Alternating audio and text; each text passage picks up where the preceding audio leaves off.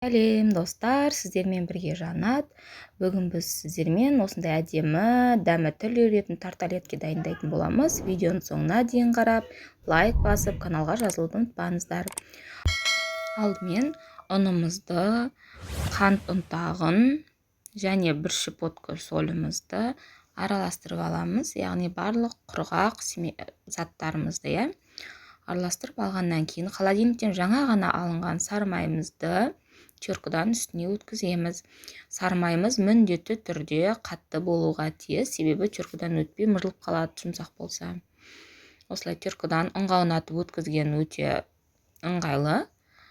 Теркаға көп жағылмайтын болады. Теркадан өткізіп алғаннан кейін оны әдемілеп араластырамыз құрғақ ингредиенттермен. Осылай барлық ингредиенттерді араластырып болған кезде ол міне осындай крошка болып тұрады. Міндетті түрде осындай крошка болу тиіс.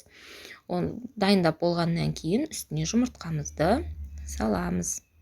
Жұмыртқаны алдымен қасықпен араластырған жөн, себебі қолмен басынан бастап араластырсақ, қолымыздың жылулығы беріп, майымыз еріп кетуі мүмкін. Осылай әдемілеп араластырып аламыз. Қасыққа іліну қиын болып бастаған кезде әрі қарай қолмен араластырамыз. Яғни қолмен қамыр илейміз. Тез істеуге тырысыңыздар, қолдың жылуы қамырға берілмеуге тырысу керек. Осылай әдемілеп илеп қамырымызды болғаннан соң оны әдемілеп біріктіріп, осылай домалақтап полиэтилен пакетке немесе пищевая пленкаға салып, холодильникке жарты 1 сағатқа қойып қоямыз. Тестіміз холодильникте тұрған уақытта салмамызды дайындаймыз. Салмаға алдымен вареный сгущенкамызды саламыз. Оның үстіне тұзды арахис салып араластырамыз. Вареный сгущенкасының кішкене бөлігін алып қалсаңыздар болады. Арахиссіз салма дайындаймыз ол кезде. Одан соң холодильникте 1 сағат тұрған тестімізді алып, 2 пергамент қағазының арасына қойып, оны оқтаумен әдемілеп жаямыз. Биіктігі жайылған қамырдың 3-4 мм болған дұрыс. Егер оқтауыңыздың жан-жағында белгілеуіштер болса жақсы, егер болмаса сызғыш қойсаңыздар болады. Мен көз мөлшерімен істеймін. Осылайынан жайылған қамырымызды енді формаға салып, формасын келтіреміз. Осындай перфорациялы формаға тесік бар форма қолдансаңыздар болады, немесе тарталеткенің өзінің жағы домалақ формасын қолдансаңыздар болады. Ешқандай айырмашылығы жоқ. Осылай форманың ішіне салып қамырымызды жан-жағын бекітеміз қабырғасына форманың. Осылай әдемілеп бекіткеннен кейін жиектерін пышақпен осылай қырқып шығамыз. Сонда теп-тегіс әдемі болып шығады қамырымыз. Тарталеткеміз осылай барлық жиегін тегістеп кесіп шығамыз. Одан соң біздің міне тарталеткеміз пешке жіберуге дайын. Қазір енді келесі домалақ формаға салып көрсетемін.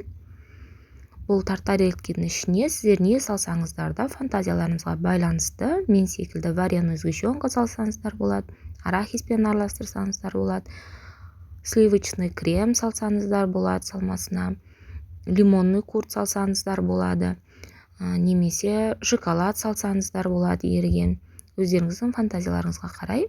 Мен қазір мұнда вареный сгущенка арахиспен араласқан және вареный сгущенканың өзін және сливочный крем салатын боламын. Міне осылай домалақ формаға әдемілеп орналастырып шығамыз. Осылай жиектерін бәрін қолмен қырқып шықсаңыздар болады, себебі қамыр өте жұмсақ, тез осылай қырқыла салады.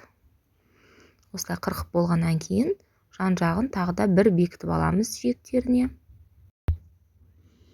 Осылай әдемілеп барлығын болғаннан кейін барлық жинаған тарттарымыздың астын вилкамен осылай тесіп шығамыз. Көтеріліп кетпес үшін, немесе ауыр зат қойып қойсаңыздар болады, горох секілді. 180 градуста 20-25 минут пісіреміз. Міне піскен тарталеткеміз осындай әдемі болып шығады. 20-25 минут пеште тұрады. Осындай сарғылтым түске жеткенде аласыздар. Міне табадан тез алынады. Табаның астына ештеңе жақпайсыздар. Міне салмасын осылай саламыз. Бұл вареный сгущенка мен арахиспен араласқан салма. Одан соң айттым бағана вареный сгущенканың кішкене бөлігін алып қаласыздар да. Осылай тартқа құйып шығамыз салып біреуіне. Екіншісін қазір осындай сливочный креммен әрлейтін боламын. Сливочный кремнің рецептісін бөлек ссылкамен салып қоямын, соннан көріңіздер. Осылай әдемілеп саламыз. Және сгущенкалы салманың да бетін сливочный креммен әрлейміз. Өздеріңіздің қалауларыңыз бойынша әрлесеңіздер болады. Осындай әдемі тарттар шығады. Видеоның соңына дейін көргендеріңізге рахмет. Комментарий жазып, каналға тіркеліңіздер, ас болсын.